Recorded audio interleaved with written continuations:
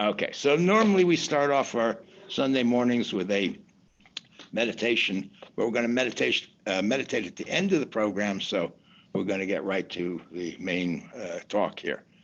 And I just want to say, wow, this is, how many people are here?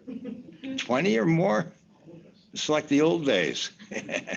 And then all the people out there in cyberspace. Hi, everybody. So, okay, now, so at the center, we celebrate. Are you okay there? I actually have to do a person count at the end of the day, so I was. Oh, great. Okay. We usually, we have two holidays we celebrate here at the center. One in the summer, the Light of Truth Day, and one in the winter, the Light of Love Day. So this is our Light of Truth Day. These two holidays reflect two, we might call them prime directives that guide all mystical paths, and that is seek truth and cultivate selfless love and compassion. In many traditions, it's actually compared to a bird that needs two wings to fly. So you need both the truth and the love and compassion. So today we're celebrating a Light of Truth Day. So then the question is, what kind of truth are these mystics talking about? And the truth that they're talking about, in the simplest terms, is the truth of who we really are, and who everybody is, and what the whole world is. So it's a non-dual reality behind this world of appearances. And it's actually can never be put into words directly because it's non-dual reality, and words themselves create distinctions. When we name things, we create distinctions. So we can't speak without creating distinctions. So we have to, there's another way of discovering this truth. You can't get it through words. You can't get it through books. You can't get it through teachings. You have to discover it for yourself through a direct, non-conceptual way of knowing that the mystics of various traditions call various names: enlightenment, realization, awakening, marifa, satori, gnosis, union with the divine. A lot of terms, a lot of ways of putting it. But there's this, this is the mystery part of mysticism, this mysterious way of knowing. Mystery because you can't speak it. The original root of mysticism is mute, the same root as mute, cannot be spoken. It has to be discovered in your own experience. This morning, what I thought I'd do is read you some accounts of awakening by various mystics from different traditions, different times and places and so forth. And maybe you get some clues about how you might attain this awakening, this enlightenment, or it might inspire you. It certainly did on my path. I would read these accounts of people who woke up, especially in the early days, the Zen stories. And I knew that they knew something I didn't know. It drove me crazy. And I felt like there was this veil, if I could just reach through it somehow. And then so I was really jealous. And jealousy is, in most traditions, considered an afflicted emotion. I mean, it is an afflicted emotion. But the Tibetans particularly have an interesting approach to it. They say, no, don't try to get rid of jealousy. At the core of jealousy and of all afflicted emotions is a wisdom energy. So if you can tap into that wisdom energy, it'll transform whatever the afflicted emotion is. So the jealousy transforms into all-accomplishing wisdom. So the idea is you take this energy you have that's directed in a kind of hostile fashion towards somebody else, and you use that energy in your own path, in your own practice. You turn it in, and you use it to attain enlightenment for yourself and all sentient beings. So anyway, I don't know if I was conscious of that teaching, but I certainly did use that energy. It made me want to work harder, so to speak. Okay, so if I'm going to read these little quotes and probably have some comments on them. So if you want to make some comments or have questions at the end of the quote before we go on to the next one, by all means, raise your hand and we can stop and talk about it a little bit.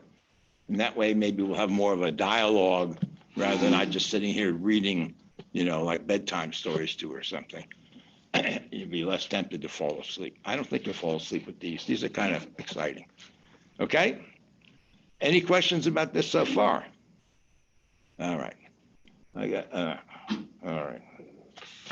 Okay, so here we go with the first one. Ayua. Ayua was an Inuit shaman. They live up there above the Arctic Circle around there. And this account was given to a Danish explorer named Knud Rasmussen in the early part of the 20th century. That's why we have it in English here. But this is from a culture very different from ours, a hunting-gathering culture, completely different from ours. But here's what Ayua says. Now, the background is he was called to be a shaman from the time he was a little kid, and there was something about a curse or something revolving his birth. Anyway, he went around to the famous shamans, and he tried to get them to teach him. He offered them gifts and so forth, and they all turned him down. So he was really feeling dejected. He was in a kind of dark space, a dark night of the soul. And so this is what he says happened next, and I'm reading from his quote now. Then I sought solitude, and here I soon became very melancholy. Then, for no reason, all would suddenly be changed, and I felt a great, inexplicable joy, a joy so powerful that I could not restrain it, but had to break into song. And then in the midst of such a mysterious and overwhelming delight, I became a shaman, not knowing myself how it came about. But I was a shaman. I could see and hear in a totally different way. I had gained my kwamanak, my enlightenment, the shaman light of brain and body, and this in such a manner that it was not only I who could see through the darkness of life, but the same light also shone out from me, imperceptible to human beings, but visible to all the spirits of the earth and the sky and the sea. It gives me shivers. So let's just notice some things about this. First of all, this happened at a time when he was feeling he was a failure. His life wasn't going the way he wanted to go. His spiritual path, he couldn't even really get started on his spiritual path. But he tried. He'd made a great effort, but it didn't work. So he's in this kind of dark night. Very common. This happens. And then he sought solitude. He was all alone. And that's also very common. And this happened suddenly by like a grace. He doesn't even know how it happened. Just boom, like that. And then the way he describes this, he could see through the darkness of life. This penetration, this insight, this awareness, and light is the term that he uses, which is, of course, in all traditions as a metaphor. He has even the kwamanek, you see, I said, all these traditions have some special word for this kind of knowledge. It's not thinking knowledge. And then finally, he says this light shone out imperceptible to human beings. Because why? Because we're all deluded. We're veiled. Normally, we can't see it. It's in us, that light, same light. We just don't know it. But perceptible to all the spirits of the earth and the sky and the sea. And it really, in his culture, of course, everything is teeming with spirits. But it's even more than that. There's not this big divide between what's spiritual and what's material. And so it's this sense of this merging of this. Everything is all illuminated by this light, this non-duality, which we normally can't see. So, anybody want to ask any questions about this, or? Okay. Tom, I hope you will alert me if somebody raises their electronic hand, because your screen's just totally different than mine. Okay, so here's the next one. A Christian mystic, Teresa of Avila. She lived in 16th century Spain and spent most of her life as a Carmelite nun, but she was very active within her community. So she was isolated from the world a lot, but she was a reformer within her community. And there were several monasteries. She traveled around and so forth. And she also got in trouble with the Inquisition. They were very suspicious of her. It's a very touch and go there, whether she was going to be a heretic and burned, or she ended up being a saint. But, they had to do one way or the other with her. It's too dangerous. So anyway, her main practice is silent prayer. So she obviously, a Catholic nun, she had all sorts of other prayers and liturgies and saying the Mass and all that. But silent prayers for Christian mystics is just going into deep silence and listening. Just listening. She describes elsewhere, it's like becoming wax, that you become soft and pliable, that you can seal, you stamp a seal in the old days, they seal wax, a seal to close letters and stuff. So this idea of becoming just completely open and quiet. So here's she also had a lot of spiritual experiences, visions and kinds of things, but here's what she says about her culminating union with God, as she calls it. The instantaneous communication of God to the soul is so great a secret and so sublime a favor, and such a delight is felt by the soul, that I do not know with what to compare it, beyond saying that the Lord is pleased to manifest to the soul at that moment the glory that is in heaven in a sublimer manner than is possible through any vision or spiritual consolation. It is impossible to say more than, as far as one can understand it, the soul, the spirit of the soul, is made one with God. It is as if a tiny streamlet enters the sea, from which it will feel no way of separating itself, or as if in a room there were two large windows through which the light streamed in. It enters in two different places, but it all becomes one. So here again, like Ayua, she has experienced this tremendous delight, overwhelming delight. This happens instantaneously, this communication, instantaneously, suddenly, boom. And then it's not like, she says, it's not like other spiritual experiences or consolations or anything. It's different than that. And then how does she explain it? Well, this merging of the streamlet into the ocean, the sea, and then the light streaming in from different places, but all becoming one. Again, it's very much like Ayua. And it's the same non-dual reality she's trying to communicate, but becoming one. She got in trouble with the Inquisition with this business of the soul becomes one with God. That's, we don't go that far. Anyway, so any questions about Teresa?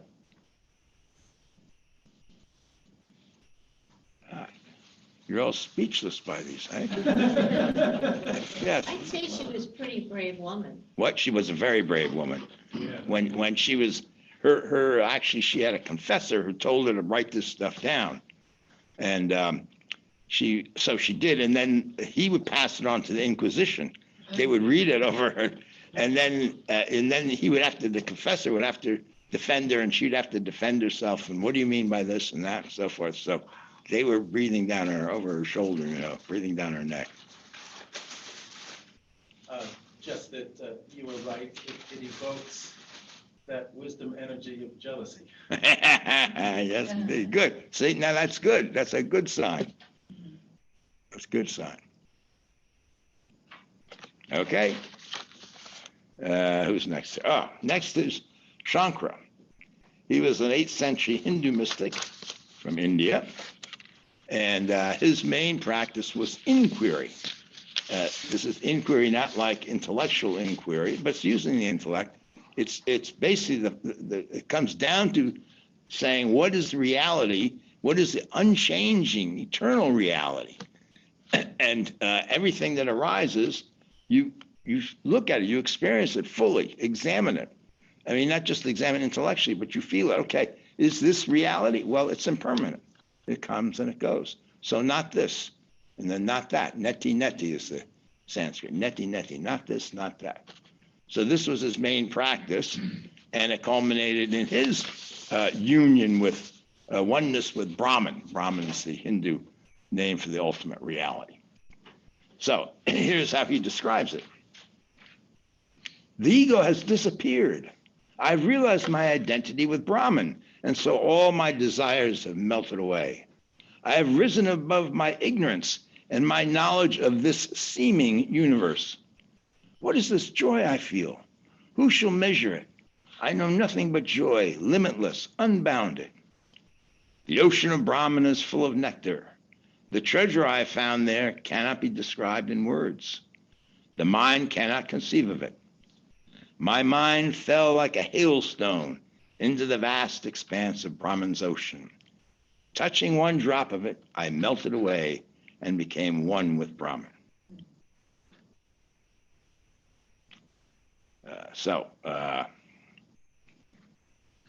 Tremendous joy. See, everybody's got this tremendous delight, this joy, overwhelming. Suddenly, it's sudden. He didn't. His mind fell like a hailstone. Boom, right, and melted away. It wasn't some gradual thing over time. No, boom, he woke up. And then he can't believe it. What is this? This world is gone. This world of delusion that he had been living all his life, ignorance, it's gone. And there he is, where his union with Brahman, oneness with Brahman. Again, this comes up, non-dual. In fact, he was the founder of Advaita Vedanta, which maybe some of you have heard of, which means non-dual Vedanta. So, again, very similar to what we just heard from Teresa. Now, he's in India, she's in Spain, he's Hindu, she's Christian. They didn't read each other, they didn't, influence each other. That whole issue of your ego just dropping away and everything is not related to you. Yes. It's something else. It's a big step. Yeah. And yet, of course, the truth is the truth always. Right now, it's the truth. I mean, you don't have to become something else or do something else. You don't have to change yourself. The change What? happens. Well, it's interesting. See, all these people did practices and so forth, but they never say it's something I accomplished. It comes like a grace. It comes out of the blue. But there's this relationship between practice and realization, but it's not a causal relationship. It's not like you practice a lot and then you'll have realization. It's more like the hint, the clue is that like Ayua, you practice and you actually don't get realized. You exhaust that effort of practice. Did you want to say something? It's like buying lotto tickets. What? It's like buying lotto tickets. Yeah, You can't win if you don't play. That's true. That's true. Actually, not quite true.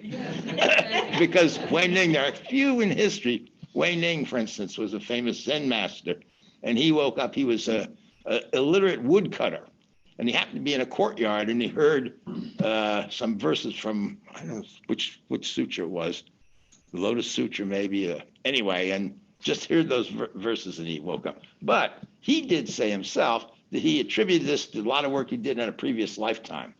So, okay. Nobody out there in cyberspace, all right. And then, yes, beyond description, that was the other thing that all of them insist on. I don't know what to say about it. It can't be conceived of.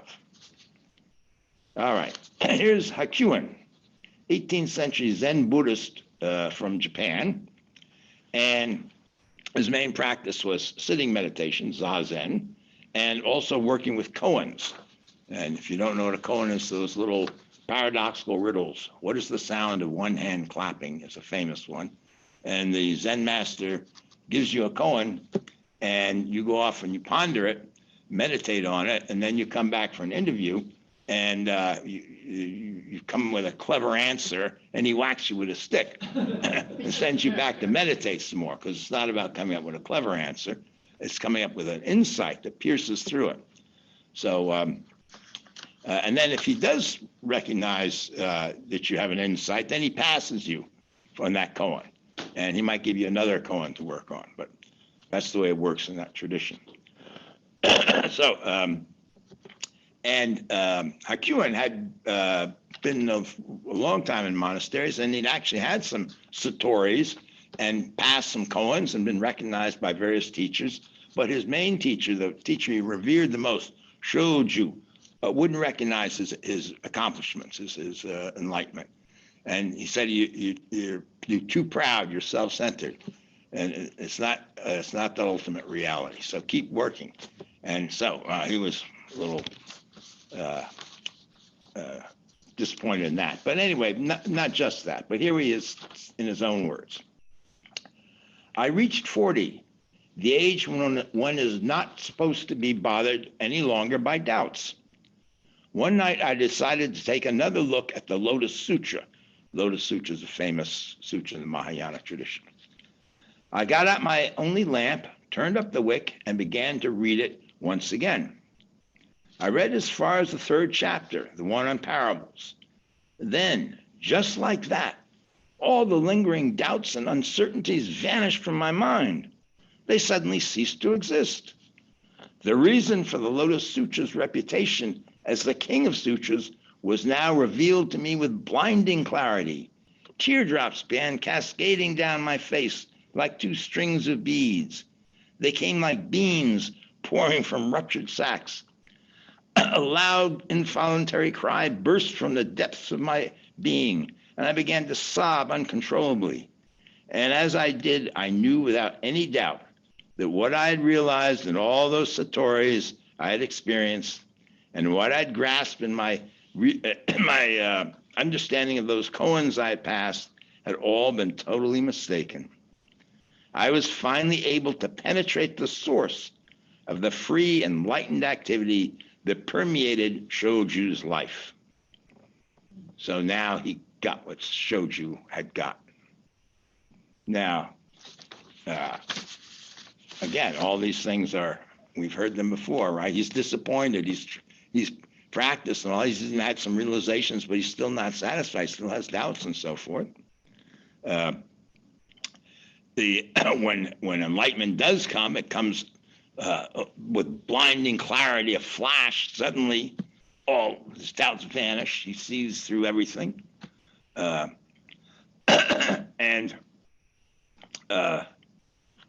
he's like Teresa. He talks about the free and enlightened activity that permeated Shoju's life. This is this activity of grace in a Christian tradition would be called. So, hi, come on in. Is there a chair back there for her? Okay. Anybody want to comment on Hakuin? He too was motivated by an outside energy. What's that? He too was motivated by energy. He was. Conflicted energy. But he was also motivated by his own dissatisfaction, which is really important. We don't like to look at our own dissatisfaction. We don't like to look and say, well, I should be farther along by now and all that. But it's really important to have honesty. This is why we have a precept about honesty, not to deceive myself or others, to know where you are at and to keep going. In Zen, they have a saying, walk on. Wherever you are, walk on. Don't stay there with self-pity and wallowing out. Just keep going. Walk on. Move. So he walked on, and then again, he didn't. It wasn't something he did. He was just reading. He was just open to something sparked him. And I don't know. He doesn't say, at least in this part, exactly what it was in Lotus Sutra, the line that set him off. But it must have been something. And I don't know the Lotus Sutra that well. I've read parts of it. I don't think I've ever read it from cover to cover. It's a pretty long sutra. But the gist of it is, or one of the gists of it is that up until then, the Buddhist path was seen as several kind of paths, and that they were different somehow. And his idea was, no, there was only one dharma, only one path, and these were just skillful means, these other approaches of the Buddha. And this path also was that anybody could wake up. And so it wasn't in other traditions, only somebody who was pure could wake up or whatever. And he said no. And I read a commentary by Thich Nhat Hanh, who some of you know is a contemporary Buddhist. And he said it's like a wave doesn't have to die in order to realize its water nature. So we're all waiting for the wave to die. And there's a lot of stuff in the literature about the spiritual death occurs and all that. We're waiting for that to happen. But this sutra says, no, you don't wait for that. It happens and then you die. Or at that point, the time and the cause and effect relationships don't matter anymore. But if you're waiting to get enlightened, that waiting itself becomes an obstacle. So anyway, that's Thich Nhat Hanh's take on the Lotus Sutra. So I don't know if that's what sparked Hakuin or not. But in any case, it wasn't an intellectual thing. It just happened. Okay. Here's Lalleshwari. Now, she was a 14th century Shaivite from Kashmir. Shaivites worship Shiva. And she spent her life as a wandering mendicant. And her main practice was a mantra, Soham. And here's what she says about finally her enlightenment. When the mirror of my mind became clear, I saw that God is not other than me. And this non-dual knowledge completely destroyed all thought of you and I. I came to know that this entire world is not different from God. Oh, Lali, the drop became the ocean. We heard that before. Who was that? Oh, that was Teresa, right? The streamlet becomes one with the sea and can't be separated. Shankara's his mind fell like a hailstone into the ocean. These, especially like Teresa, she never read Lalleshwari or Shankara or anything. But these metaphors occur because you're looking around for some way to try to convey something, what's going on. So they crop up over and over. Her mind became clear, this whole bit of clarity, things like I can see through the darkness of life, as Ayuha says. It's the main thing that all this always accompanied by joy, almost always. I mean, Hakuin's with joy was expressed by this tears of relief of all this years of suffering and all that, and just a complete letting go. But it's still the same thing of Ayuha having burst into song, couldn't restrain himself. It's this spontaneous reaction. And but that's not really the main thing. It's the seeing, the penetrating through the darkness of life. Because even that joy will pass as an emotional thing. But the seeing remains, the seeing no matter what else is going on. That's really the key. And then she spells it out, this non-dual knowledge. What does that mean? All the knowledge we know is dual.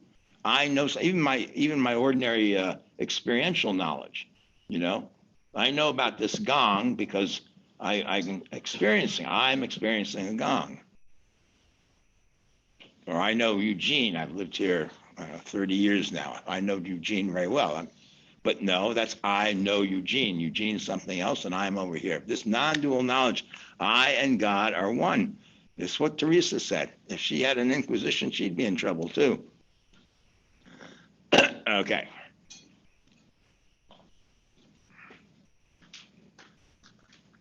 Everybody's mute in cyberspace. I see a lot of puzzled faces there.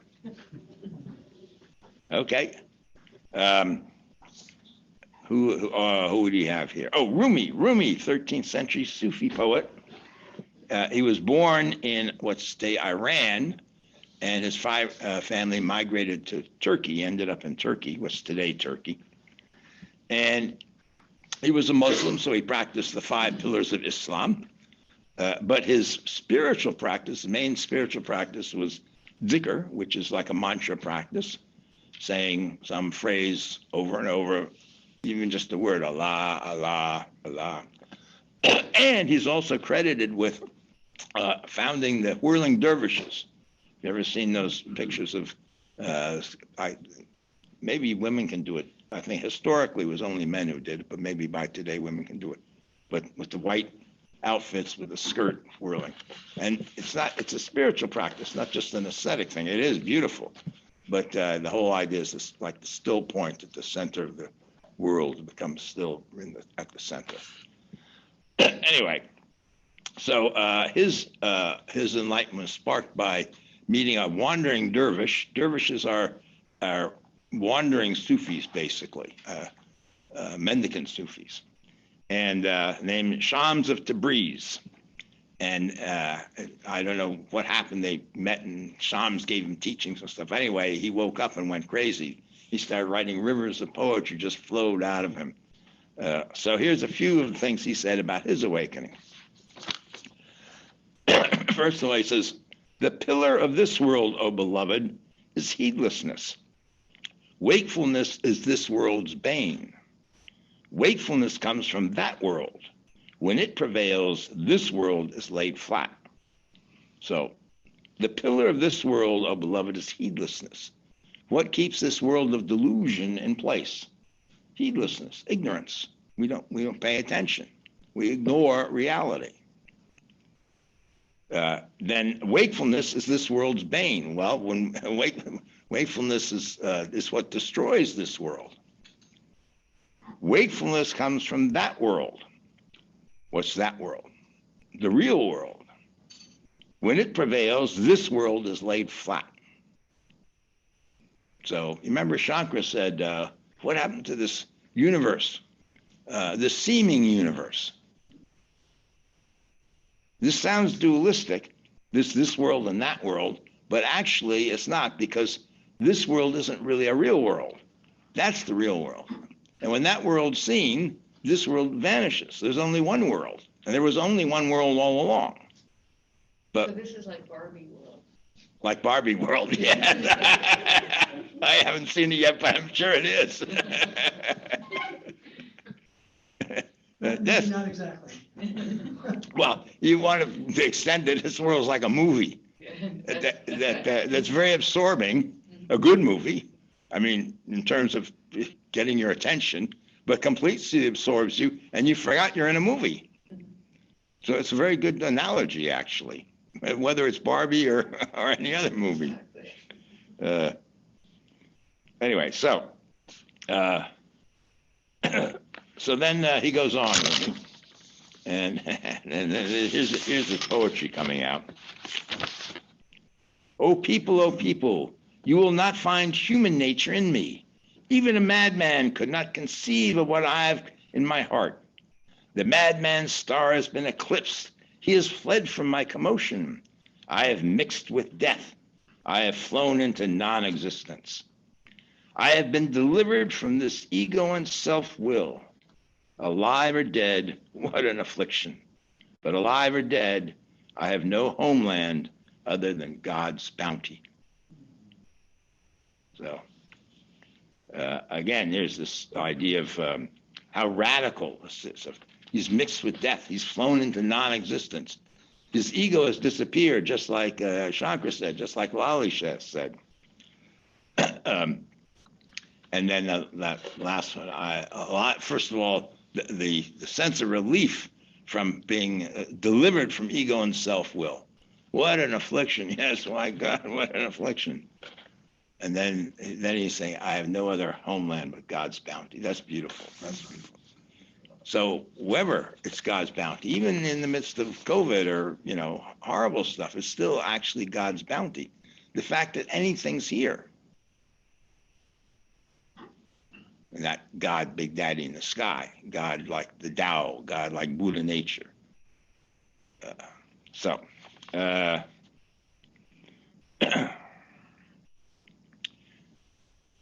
Any comments on that one? Okay. Here we go. Who's next? Oh, yes, my favorite. Chiyono. She was 13th century. She became the first woman Zen master in Japan. And she started out as a servant in a Zen monastery. She couldn't afford to become a regular nun or anything. She was just a lowly servant, and she'd watched how the nuns practiced. She'd watch them doing zazen, and maybe they got koans or whatever. And so she practiced. And she practiced for quite a while, very diligently, very hard. And but still, she never had any big insights, no satoris or all that. And then one night she was walking along carrying water in a pail. This old pail was falling apart, and it was being kept together by bamboo strips that she tied together to keep the bottom in and everything. And this night she's walking along, and the moon, it's a full moon, and the moon is reflected in the water in the pail. So she's walking along, and suddenly the pail broke, and the water splashed out, and she woke up. And she wrote a poem to commemorate it. In this way and that, I tried to save the old pail, since the bamboo strip was weakening and about to break, until at last the bottom fell out. No more water in the pail, no more moon in the water.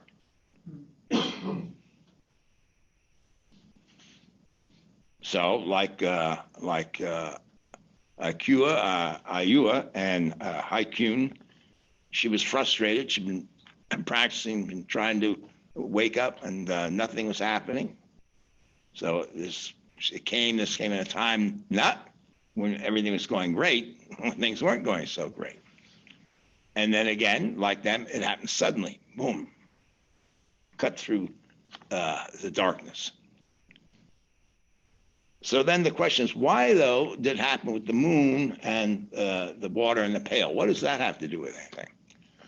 So let me tell you something. In the Zen or Buddhist tradition in general, but Zen particularly, moon and water, moon reflected in the water, is a big symbol for delusion, that we think that there's a moon there in the water, but it isn't really there. It's also often used as the moon of enlightenment, as enlightenment's compared to a moon and so forth.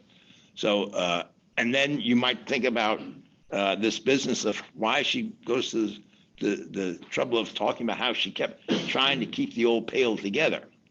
How many of you are trying to keep the old pail together, let's say? And but now these are all symbolic interpretations of this poem, and they are not the point of the poem. They're nice. They're like, gilding on a cup or something, but that's not what really the use of it is. The use of it is to point to something very immediate and direct that happened. And what was that? What would that be? Well, here we're going to get a clue from a 14th century Kabbalist. Where is that? Yeah, 14th century. Rabbi Joseph ben Shalom of Barcelona. Now, she's 13th century, he's 14th century, so they're not that far apart in time. But she's a Zen Buddhist in a monastery in Japan, and he's a Spanish Jewish Kabbalist in Barcelona at the other ends of the world. They never heard of each other. But now he's going to tell us what happened. And he's talking about here God's Ein Sof, God's limitlessness, God's nothingness, it's sometimes translated, a mystical nothingness. And here's what he says, according to Gershom Scholem, a great contemporary Kabbalist scholar. Rabbi Joseph ben Sholem maintained that in every transformation of reality, in every change of form, or every time the stature of a thing is altered, the abyss of nothingness is crossed, and for a fleeting mystical moment becomes visible. Now, how did he know about Chiyono? She sees the moon reflected in the water. The bucket breaks, the water's gone, the moon's gone, There's a change of form. Right there, sudden change of form. Of course, she's seen change of form all the time. We all do, all the time. Yeah. Change form. No sound. So why was it this particular night, walk along this particular path with this particular bucket and moon? And we don't know, just like Ayua. We don't know, except we can say this. For at least a moment, her mind was undistracted. Probably from doing all that zazen sitting that she'd been doing for years. Undistracted mind, so she could actually see what was happening without the interference of ideas about what's happening, thoughts about what's happening. Anyway, it's very common in Zen, by the way, this whole idea that you get something sudden happens and you wake up. You get hear a bird call. Akiku was a famous Zen master. Heard a bird call and woke up. Yeah. I seem to remember, but it's not clear in my mind, that the Buddha's final awakening didn't happen until he opened his eyes, and something about connecting to the world, not just in his mind, to the freedom of his mind from himself, but we saw the light of the star, the northern star. It happened at that point. Exactly right, and that's particularly why in the Zen tradition traces it back to just that.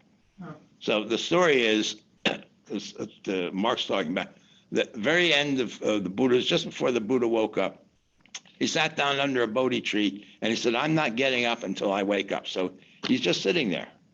And 3 watches of the night. In the first watch, I think he saw all his past lives, all his previous incarnations. And the second watch, I think he saw the Dharma, the path. I think the law of karma, conditioning or something like that. I've forgotten exactly. Doesn't matter. These are all important, but intellectual things that he realized, or experiential things. And the third one was, I think he saw the Four Noble Truths and the path and the way, but he wasn't awake yet.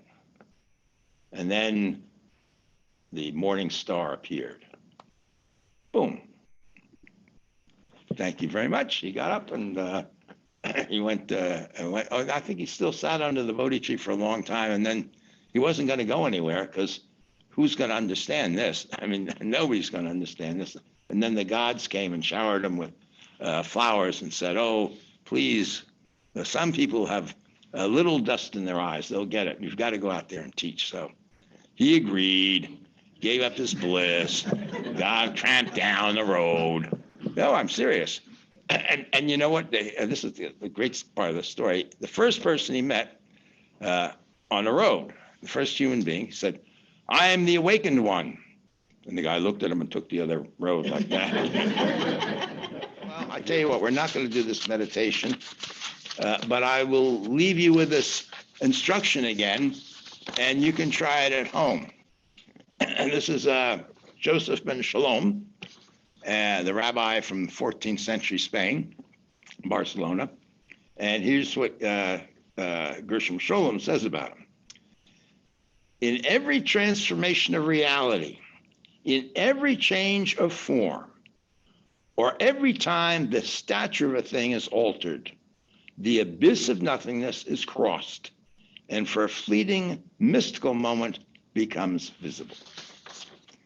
And then my instructions to follow up on that would be sit down, spend a few minutes or so meditating on your breath or some other object of meditation just to settle the mind down, and then let go, and then just observe whatever arises in all the sense fields, sensations, sights, sounds, thoughts, emotions, desires, just whatever arises, and let it rise, transform, and pass. That's it. Don't be looking for the nothing, the mystical nothing in between, because it ain't there. It's nothing. Just let whatever wants to show it to you, will show it to you. Whatever it is, this non-dual knowledge, this enlightenment, it's all these fancy words. It will reveal itself when it wants to. Don't be grasping at it. Try that. It's an excellent practice, and I would try it more than once, really.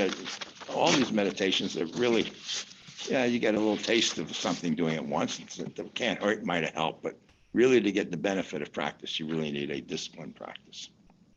Yes, Mary. Hi. So I don't know if you got through your list of awakening accounts. I did. Okay, good. Well, you left one out, and it's this little known mystic,